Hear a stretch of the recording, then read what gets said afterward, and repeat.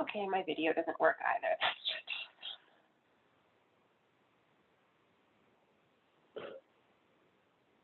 All right, good morning, everybody. Welcome to today's webinar. Please let me know, first of all, if you can hear me.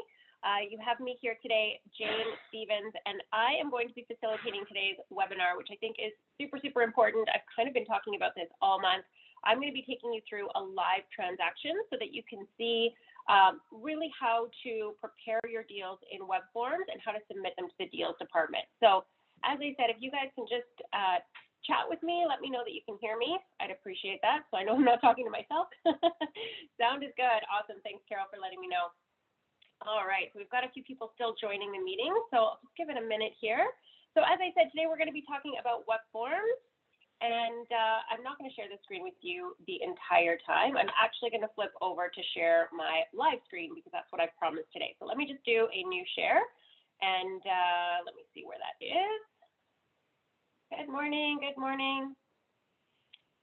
Okay, awesome. All right, I see everybody can hear me, so that's great. And like I said, let me just switch my screen share. Hopefully this works. I don't know why, but I've been having technical difficulties with my sound and my video. I couldn't turn my camera on this morning, but hopefully you'll be able to see my screen. So I've just switched. Hopefully you guys can see my TREB homepage. That's what I'm hoping you can see. So again, just chat with me as we go through this, just making sure that you are seeing what I'm talking about, so you can hear me and you can see everything properly. So just if you can verify that you are in fact looking at my TREB screen, that would be helpful. I'm on the TREB homepage right now, and I'm going to talk about WEBforms. So just before I jump into that, just want to make sure everybody can see what I'm talking about. Yes, it's on TREB. Thanks again, Carol. Perfect. Okay, excellent. So there's a couple of ways that you can find WEBforms. One of them is right here on TREB's homepage, and then another way is through MLS services. If you click on that, I'll just show you. Oh, I need to sign in. So let me do that. I did sign in right before we started, but I guess it's timed out. So just bear with me 1 second. So yes, as I was saying, there are a couple of ways to log into WEBforms. But the way that I'm actually going to suggest is not one of these two ways. So there is the button right on the home screen that you can select, which I just showed you. And then if you click on MLS services, it takes you to this screen and you see it all the way down at the bottom. But as I said, that's not what we're going to do. So let's go in and search for properties. And I already had this pulled up, but as I said, I guess it kicked me out. Let me just go into a recently viewed property, because the example that I want to be showing you today is 15 Lower Jarvis. So this is an active property. It is a condo in Toronto. So this is the example that we're going to work through. So we're going to pretend that we have shown this property and that our client absolutely loves it. And so we are going to be preparing an offer on her behalf. So as I said, there are multiple ways to get to WEBforms, but the shortcut is directly from the MLS listing. So pull up the subject property, pull up the property that you're going to be writing an offer on, and then directly from here, click on WEBforms. So by doing that, it's going to auto-populate some of this information. So you're going to have the address already auto-populated. It's going to have the seller's name already auto-populated. So it's going to save you a little bit of typing. So why not? So coming directly from the MLS listing, it's going to automatically ask you if you want to create the transaction, which yes, of course we do, because we're going to be writing an offer. So it already names the transaction with the address of the property, which is actually what the deals department wants to see. So that's great. We'll leave it as is. I do like to specify where it's located. So is it Toronto? Is it Oakville? Is it Mississauga? So I just complete the address there. And then I don't remember my clients by their address. I remember them by their name. So I also am going to put in brackets here this particular client's name. So we're just going to sort of make one up here. And we're going to say Sarah. Okay. All right. We're going to select the template. Typically, I would actually write out her whole last name, but for our purposes here, we'll just use the initial. So the next field here is template. So it's going to ask you which template you would like to use. So I know this looks like an overwhelming list, but I'm just going to point out the 3 templates that you should be looking at. You're either going to be selecting an offer condo, which is what we're going to select here because we are writing an offer on a condo. If you were writing an offer on a freehold property, then you would select the next one here. Or if you were writing an offer to lease, you would select this particular template. So the reason we select templates is because it's going to auto-populate this transaction kit with the forms that you need to complete. So you don't have to add those manually. You don't need to remember, which ones you're, needing to fill out. It's already done for you. So again, we're selecting offer condo here because that's what we are going to be offering on. And let's just go ahead. Let's just go back one step here and fill in the condo number. So 2301 15 Lower Jarvis Street. That's what we're offering on. We pulled it up from the MLS. We pulled it up in MLS and then clicked on WEBforms up at the top. We've selected our template to the offer condo, and you can see that we've already auto-populated, or that WEBforms has already auto-populated the MLS number. And that's because, again, you came directly from that MLS information sheet. Now, in the past, I've recommended not using the wizard, and I wasn't using the wizard. And what was happening for me was that I was filling in the forms, filling in all the blanks, and then I would send it through Authentisign for signatures, and every single time I needed a new signature, I needed to input the email address again. So that's really sort of not efficient. So we're going to use the wizard this time, and I'm just going to show you the prompts on the sidebar and how to follow each step so that you are entering in all the information, because it will save you time later on. As I said in the example of sending out these documents to be signed, you won't have to re-enter your client's email address, which again is not something you probably have memorized. You're going to have to go back into your emails, look up your client's email address. It's just not efficient. So let's go ahead and create this transaction kit. So it just takes a second to auto-populate. We still have people coming into the meeting, so welcome, welcome. We are in WEBforms for those of you who are just joining us, and we are using the wizard today. So this is going to be step 1 of 5. And really all you need to complete is going to be the bold in blue field. So as you can see, a lot of it has already been auto-populated because we are coming from the MLS listing sheet. We selected WEBforms up at the top. So what we're going to do is we're going to select the property type, which is residential. The MLS number is already auto-populated for you. We're just going to scroll all the way down. And it's listed for $519,900, and it's Toronto. So let's go ahead and offer $520. So that's going to be what we're recommending that our client offer. So, and just so you guys know, this property actually was previously listed at $529. It didn't sell, so they just did a price reduction. So we're not doing comparables today, but just in case you're wondering why I didn't go higher, because oftentimes things do go for a little bit more than asked in Toronto especially. So, all right, let's go ahead and calculate the deposit to be 5% of the purchase price. So 5% of the purchase price will be $26,000, and so we can go ahead and enter that as well. So really, I like to enter the deposit in there, even though it's not a highlighted blue field, because I know that that's going to be entered. That's going to be on my form.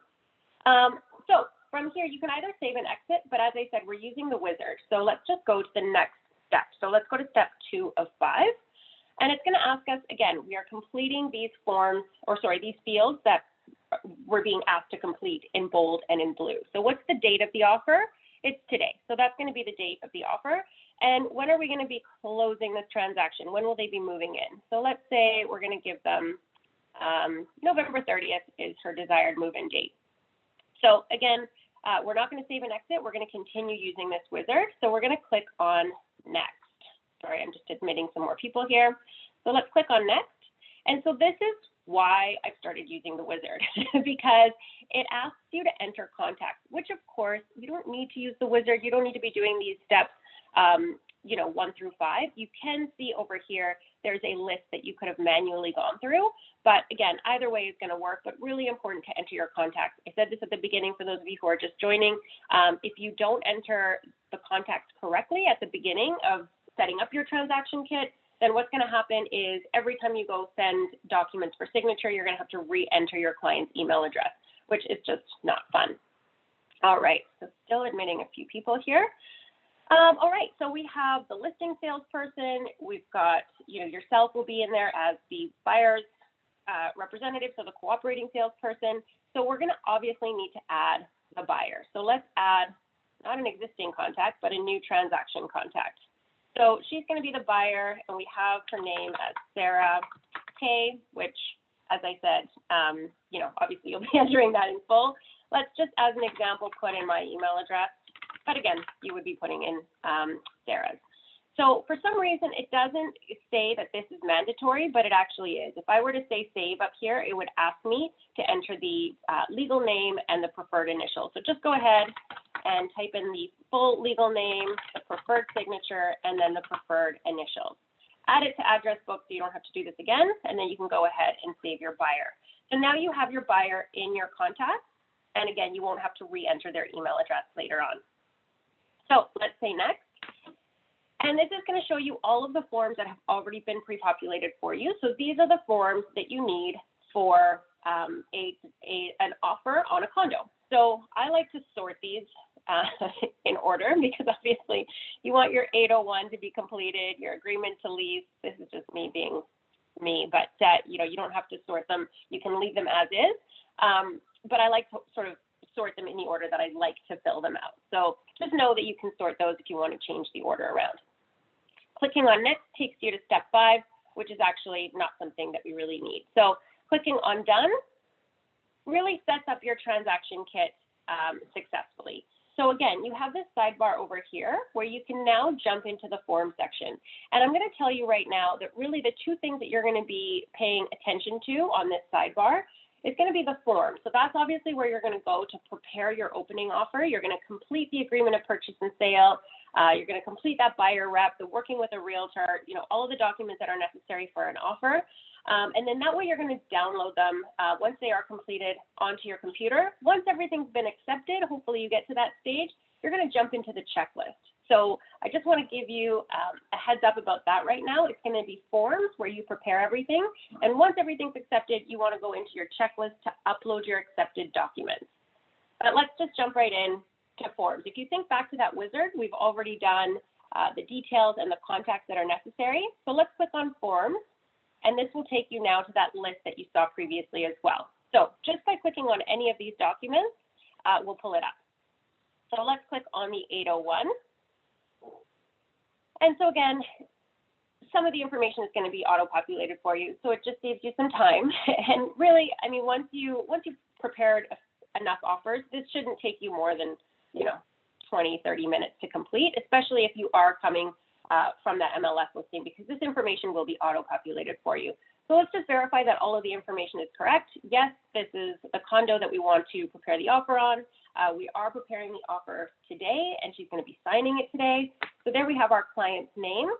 And you're going to have, obviously, your client sign this, so we'll do that through Authentisign.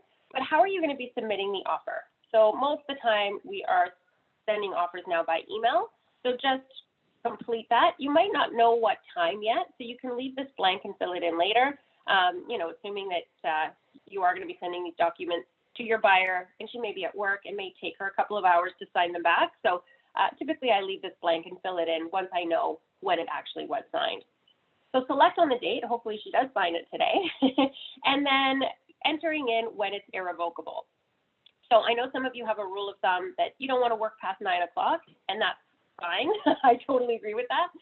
But sometimes if you are submitting an offer at maybe, 1 p.m. or 2 p.m., you don't really want to push it until the next day. Try to get it accepted that evening. So it's up to you whether you want to have a deadline of 9 o'clock or 11:59, but try not to push it to the next day, because then you're giving other people the opportunity to also submit an offer on that property, right? So you want the sellers to kind of be forced, for lack of a better word, to deal with your offer sooner rather than later. So just for our purposes here today, we're going to say that this expires at 11:59 tonight. So that's all you need to complete so far for that form. So again, I'm not going to talk about really in too much detail how to fill in the forms. This is more about WEBforms and what it requires and what you need to do in order to just work through the entire transaction. So that's all you need to fill in for the offer summary document. Let's go up to transaction forms up here at the top. And this is a way that you can work through the transaction form. So you can transition to the next document just by clicking on the next one that you see there. And this is also why, going back to sorting those documents in a particular order, that's why I do it, just because this is how I like to fill out the form. So, all right, we're just going to check that the date of the offer is correct. We've got our buyer's name. Because we used the wizard and we came directly from the MLS listing, it's auto-populating the seller's name. And then we are going to complete the rest of what is left blank. So it's auto-populating the unit number, the address in the city of Toronto. Again, I'm not going to go back and do this entire offer, but just to give you an idea, I like to have the MLS open on the previous tab, as you kind of saw there, so that I can copy and paste the required information. So what's the condo plan number? Again, that's something that you're going to have to go back and look at on the MLS listing. So you can just copy and paste that into your offer. So what's the unit number? 2301. It's on the 23rd floor, and it's in building number 15. So that's the street address. So parking, I do not believe there's a parking in this one. So flipping back to the MLS listing just to verify that. Doesn't look like there's one, so we can just specify none or not applicable. Lockers, I believe there is one. Locker number, well, it doesn't say a locker number, but it does have a locker. I don't know if that's a unit number. We'll just say locker 1.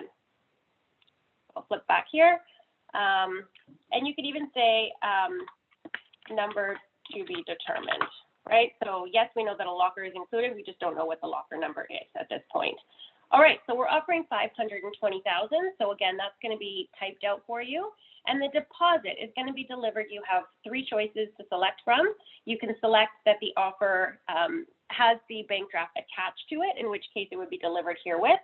But typically it's going to be delivered upon acceptance, or also as otherwise described in this agreement. So it may be that they're going to wire transfer the funds upon acceptance. If that's the case, then just specify that in the Schedule A. But again, for our purposes today, we're just going to say that the deposit will be delivered upon acceptance, which means within 24 hours of the offer being accepted. So in the wizard, we already calculated that 5% of the purchase price was $26,000. I believe actually this client has offered, and again, I'm just using a hypothetical situation here, but let's say she wants to offer $30,000 just to make her offer look a little bit more attractive. So even though you entered it in the wizard before, you can definitely change that information as you're completing your offer. So who is it made payable to?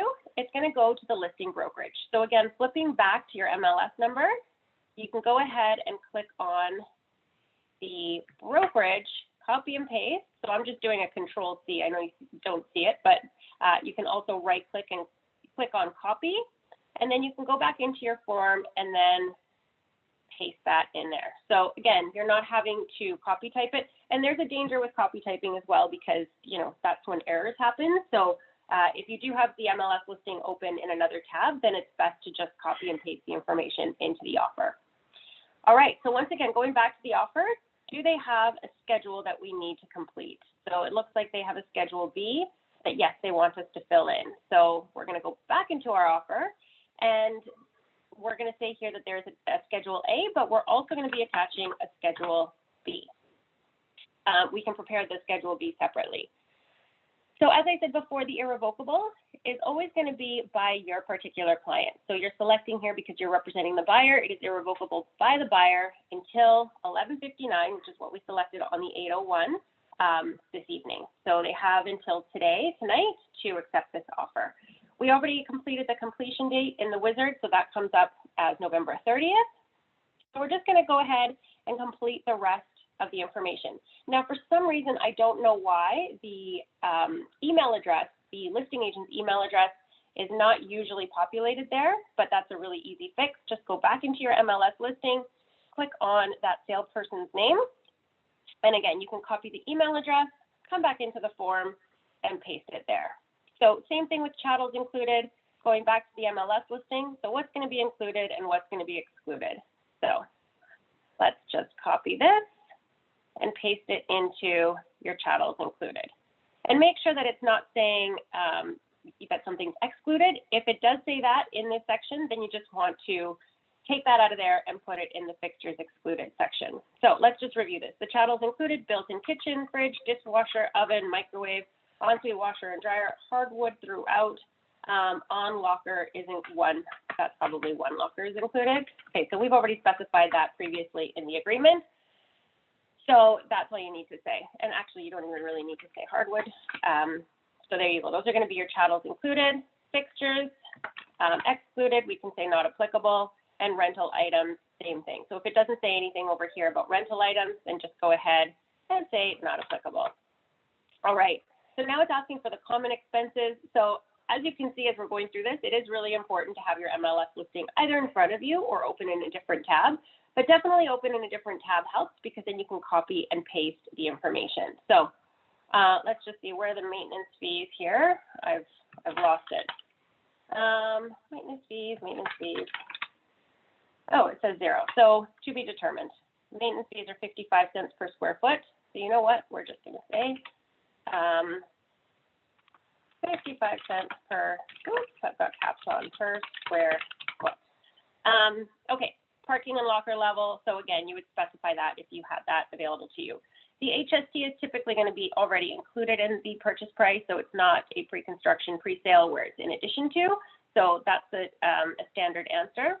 Your title search. So this needs to be done typically 10 days before closing. So if we've selected the 30th as our closing date, let's go ahead and select November 20th as our deadline for the title search. The use of the property is going to be residential. So as I said, as you complete more and more of these, it'll become second nature as to what goes where. But essentially, you're filling in the blanks, you're completing the entire offer, just making sure that all of the information is correct, and just continuing down to Schedule A so that you can see what's already auto-populated there for you. So as you will see, the balance of the purchase price obviously is payable on closing.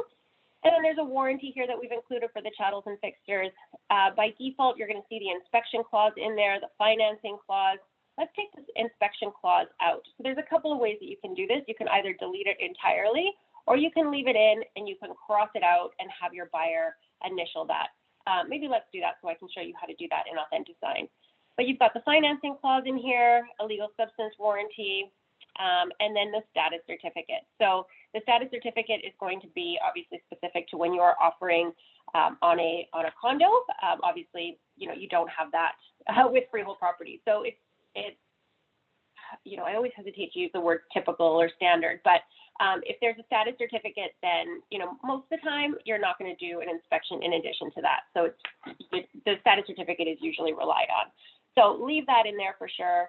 We're going to go ahead and keep the financing condition, but as I said, we're going to take that inspection clause out. So this is really the entire agreement of purchase and sale. So as you can see, a lot of it was auto-populated for you. A lot of it, was entered by you in the wizard. Some of it was brought over by the MLS listing, and some of these clauses were already auto-populated. So make sure that you know what's included in the Schedule A and that you're adding to it or taking away from it as necessary. So that's how you complete the agreement of purchase and sale. Let's go ahead and jump into our confirmation of co-op. So again, you have the option of clicking on transaction forms and jumping into confirmation of co-op. Before I do that, I see that I have a couple of comments coming in.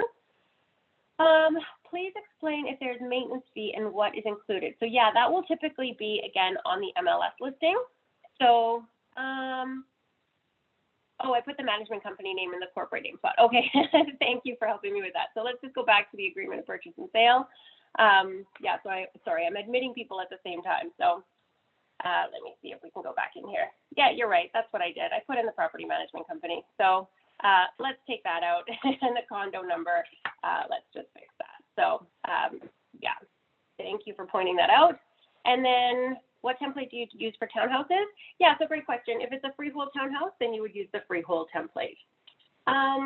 Okay, so yeah, thanks. I corrected that. And then maintenance fee, what is included? So you can go back to the MLS listing and you can see what is included by looking at this section here. So is the water included? Is the hydro included? All that stuff is specified there. So, and it's different for different buildings. So if your clients ask, just make sure you're referring to the MLS listing. So it's not going to be the same answer always. Awesome, awesome. Yeah, if you have questions, feel free to yeah, put them in the chat here. So let's jump into the confirmation of co-op. And again, this is really just to show you guys how to fill things in WEBforms.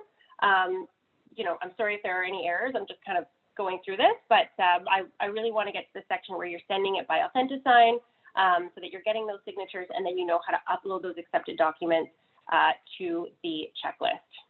All right. How did you type to find maintenance on MLS? Oh, all right. Okay. Yeah. So I did a little keyboard shortcut. So yeah, sometimes I just can't find what I'm looking for. So if you do a quick Control F, you can see that there's a dialog box that comes up at the top.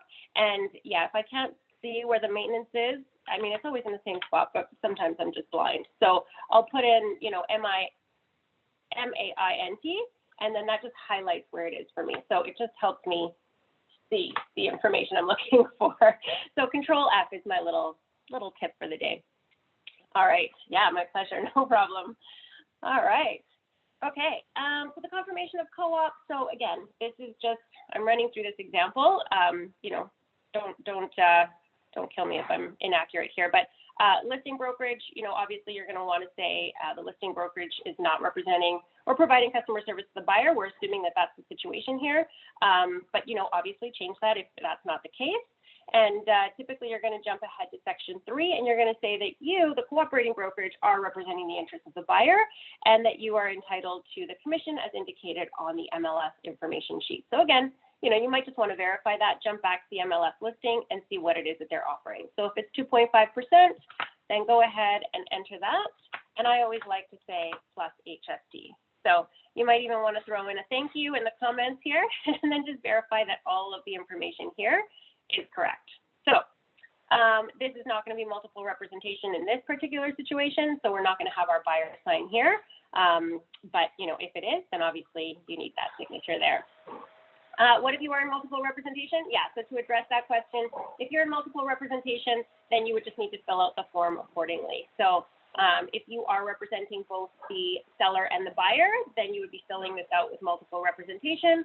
Or if you are submitting an offer on a listing that is being listed by another Zolo agent, then that would be multiple representation, right? And then you would have that signed down here in both cases. So typically, and in this situation, this example that I'm using right now, it's not multiple representation. So we won't be having our buyer sign there. All right, so this is the confirmation of co-op. Let's just jump ahead. This is the very important buyer representation agreement. This represents or authorizes you to represent your client. So let's just make sure that all of this is completed correctly. Again, I'm not going to go through this in its entirety just because this is just an example. But property use, it's typically going to be residential. And just make sure that when you're filling in the geographic location that you are not entering GTA, just because it is going to be too broad, and that's not going to hold up if you do have a dispute later on.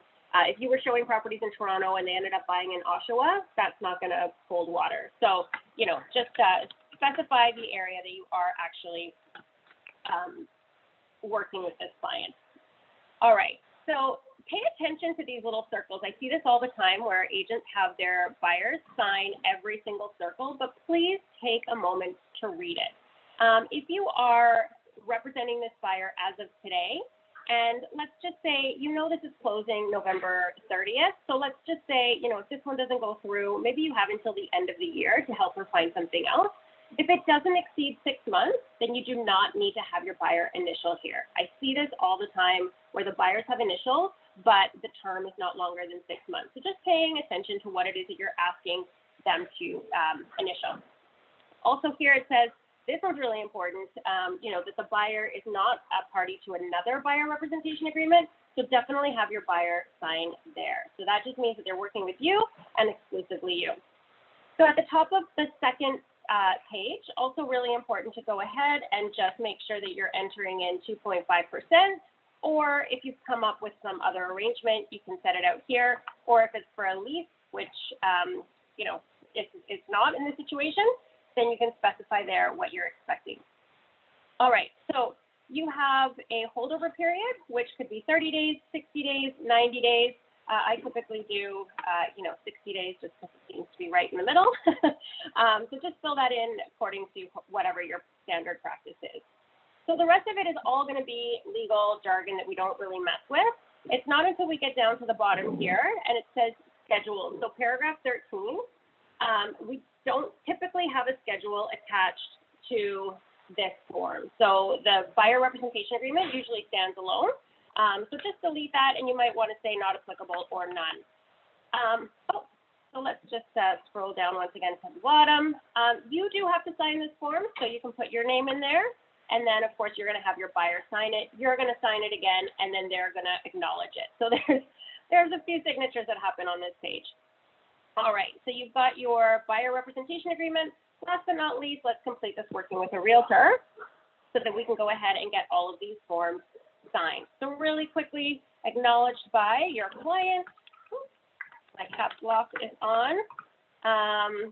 Acknowledged by Sarah that Zolo Realty is representing their interest. Again, really important to have your client sign one of these two paragraphs and not both. Again, that's another error that I see quite often. Are they representing your interest?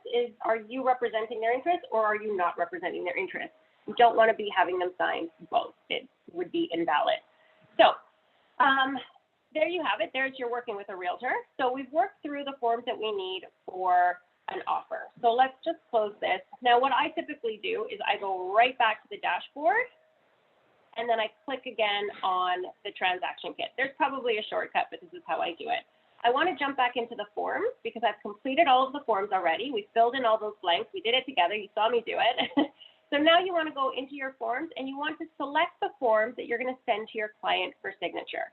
So we are selecting the offer summary documents, the agreement of purchase and sale, the confirmation of co-op, and of course you want them to sign the BRA and the working with a realtor, even though those two documents are not going to be sent to the listing agent. These two documents are going to be for your records, but they do need to be signed before you write an offer, or at least at the time of writing an offer. So make sure you select all of these documents, and then you can see that they've been added to your basket, right? So this is like your shopping cart. So you want to select your basket, and you can see all of the forms that have been selected here. The very first icon is Authentisign. So this is how you're going to send those forms to Authentisign. So clicking on that will send us now from WEBforms to Authentisign. So it's going to carry over the name of the transaction kit. Everything here you leave the same. When you click on step 2, it's going to give you the participants. And this is why it was important to set this up in the wizard at the beginning, because if we hadn't, then we would have to enter in the client's email address, right? And it wouldn't remember it. So the next time you come in to send them something, you have to re-enter the email address. So again, this is just an example. So obviously we wouldn't be using your email address for your client. You'd be using your client's email address. So you select yourself, you select your client, and then you click add. Now, when you click on step 3, you're going to see all of the documents that you prepared in that transaction kit, the ones that you selected and added to your basket. That's what you see here. But over here, we did have a Schedule B. So let's just assume that we did fill this out. I don't want to take up too much time. I think his name was Chris Clark. So let's just pretend that we filled in the address here. So let's just save this. And I recommend having a Zolo folder somewhere on your computer. And then within your Zolo folder, you have buyers, sellers, renters. So whatever it's going to be, organized for you. Within each of those folders, hopefully you have your client's name so that you can add this. So let's go to, I'll just stick with that example, Zolo, buyers, and you want to have a new folder for Sarah K, if that's who you are representing. And then we can go ahead and save this as Schedule B. So when you are preparing this, so jumping back into Authentisign, when you're sending all of these documents, don't forget to add that Schedule B. So you have a lot of options as to where to select your documents from. You can select your documents from the transaction kit, from your form, but in this case, we're uploading a file that you've saved to your computer. So let's just upload the file. And we're going to go into Documents, Zolo, Buyers, Sarah. And there's our Schedule B. So we can open that, and you'll see that it does get attached to our list. And so the cool thing here is you, again, have the opportunity to organize your documents. So you don't want to have this Schedule B floating all by itself at the very end. You can drag it and place it right underneath the agreement of purchase and sale so that when your client is signing each paragraph, or sorry, initialing each page, the Schedule B is the next document for them. So from there, I don't know why it doesn't prompt us better, but anyway, how you get to the design in order to drag those initials and those signatures is to click on Design.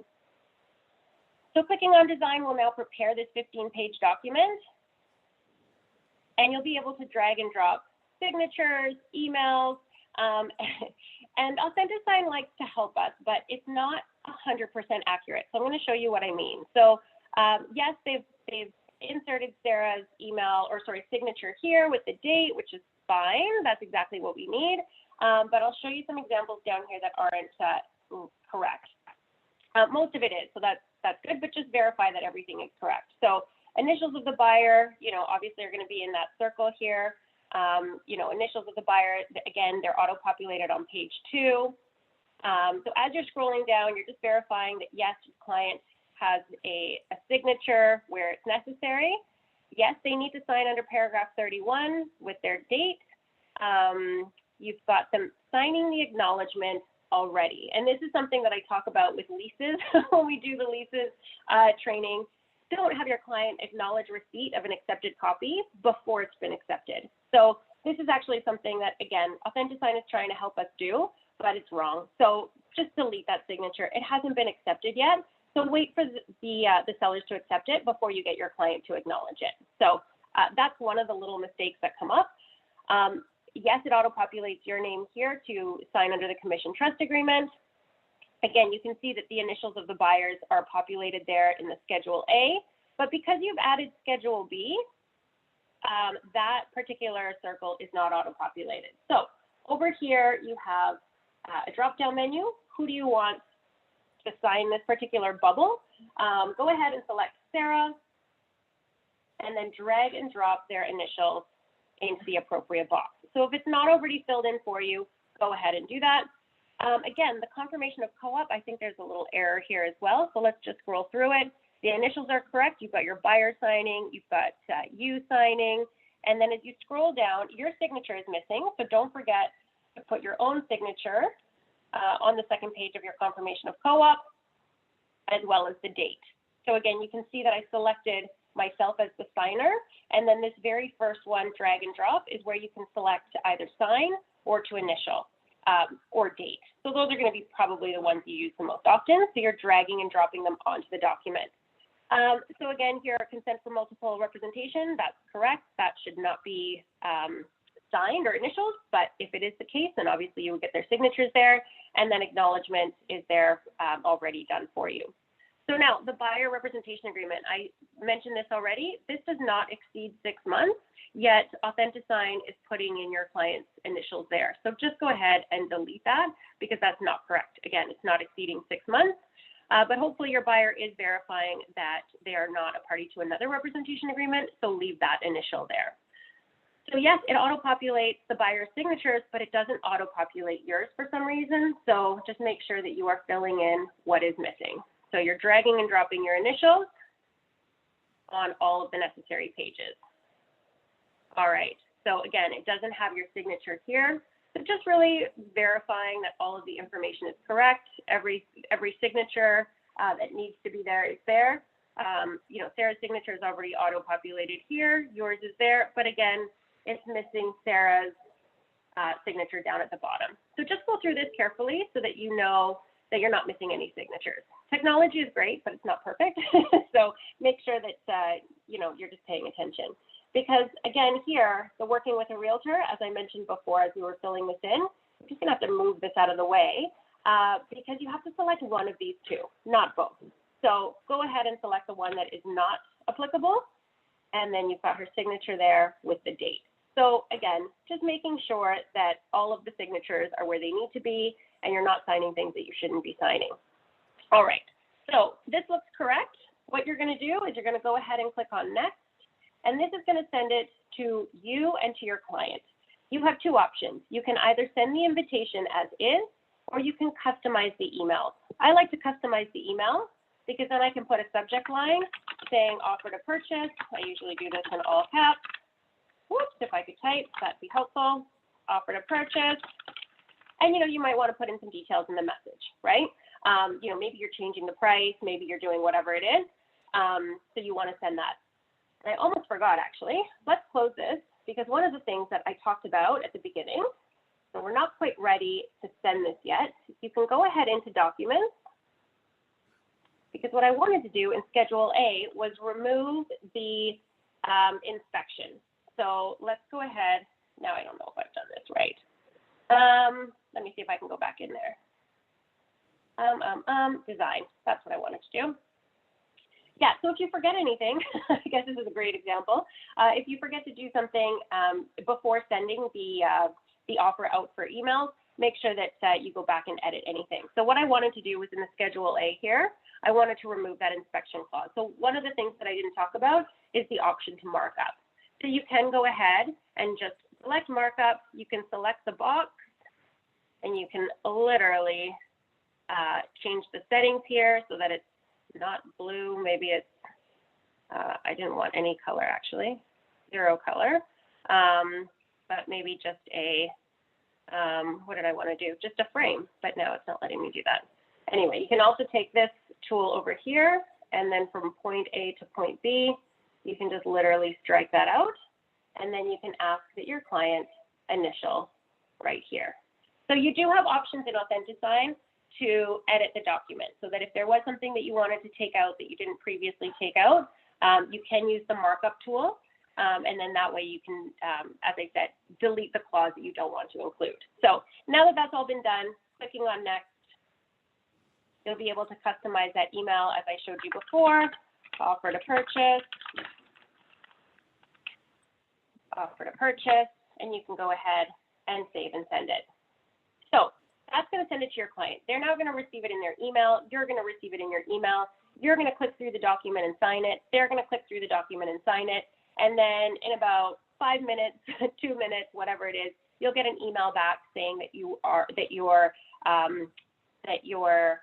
offer, or sorry, your transaction kit, your documents have been all signed. So at that point, again, you want to save each document into that folder that you created. So again, going back to that Zolo folder in your computer with a Zolo folder that has buyers, renters, sellers, and you're going to find your Sarah folder under buyers. That's where you can save all of these documents because they have just been signed by Sarah. Now you go and you create an email, you send it off to the listing agent attaching all of your documents, not the buyer representation agreement or the working with a realtor, but you're sending them the 801, the agreement of purchase and sale, the confirmation of co-op. So you're sending that to them, hoping that it gets accepted. So making sure that they receive it. Hopefully you start a dialogue with the listing agent and you negotiate an offer and you get it accepted. So let's assume that that step has happened, that you received the accepted offer. And so what you would do is you would basically start back signing into TREB and then logging into WEBforms. So you can log in through WEBforms really this time from the TREB homepage because it'll take you to this screen right here that I'm showing you. So you'll be able to see your transaction kit here. And so just clicking on that, so again, we're assuming that we've received an accepted offer. So this is what the deals department is going to want to see. So this is what I wanted to get to. As I said, over here, you have sort of this checklist, this wizard of steps that you want to go through. And this has already been signed and accepted. Of course, you're going to go in and you're going to get your client to acknowledge that. I'm going to skip that step because I want to have enough time to show you the checklist. So simply by logging back into WebForms, clicking on this particular transaction, and then clicking on checklist, it's going to give you a list of documents that is required for this particular transaction. So again, this is not something that you auto-populated. This is not something that you added yourself. This is something that WebForms is telling you, this is what we need to see if the offer is accepted. So great. All you have to do is you have to attach these documents. So clicking on attach will ask you where you want to find these documents. So do you want to upload these documents from your computer, in which case you would drag and drop files, or you can just click on this. And again, hopefully you have those fully accepted, fully executed documents in this folder so that you can select the working with a realtor, you can select the buyer representation agreement, you can select the confirmation of co-op. So they're all saved separately so that you can open them, which I won't do here since I don't have that form. And then it will be uploaded to working with a realtor. Let's just go ahead and, actually, I don't think I have an example that I can use. But so basically, once you attach it, then you are going to get a little icon that looks like a watch, and it says submitted.